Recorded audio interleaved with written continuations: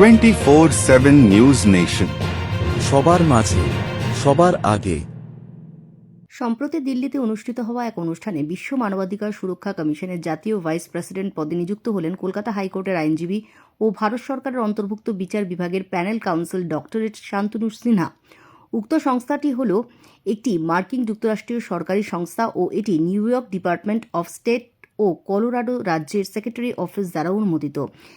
এর সদস্যপদ সারা বিশ্বের ব্যক্তি, শিক্ষাবিদ ও অন্যান্য গোষ্ঠী নিয়ে গঠিত, যারা সক্রিয়ভাবে সমগ্র মানবজাতির জন্য মানবাধিকারের জ্ঞান এবং সুরক্ষা প্রচারে কাজ করে চলেছে।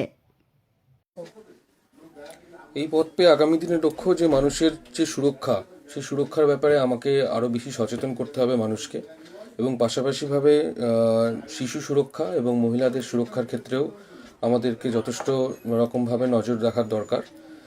যেখানে অনেক শিশুদের ব্যাপারে যেখানে তারা সুরক্ষিত নয়, বিশেষ করে পক্সো বলুন এবং বিভিন্ন ধরনের স্পেশাল চাইল্ড বলুন, বিভিন্ন ধরনের ক্ষেত্রে তাদেরকে আমাদের সুরক্ষা দেওয়াটা প্রধান কাজ হবে। এর পাশাপাশি মহিলাদের সুরক্ষা, এবং এছাড়াও অন্যায়ভাবে যে সমস্ত মানুষদেরকে আজকে বিভিন্ন রকম আইনি জটিলতার সম্মুখীন তারা হচ্ছেন, সেই ক্ষেত্রেও আমরা যাতে তাদের পাশে থাকতে পারি, সেটাই হচ্ছে আমার প্রথম দৃষ্টিভঙ্গি, সেটার প্রতি থাকবে।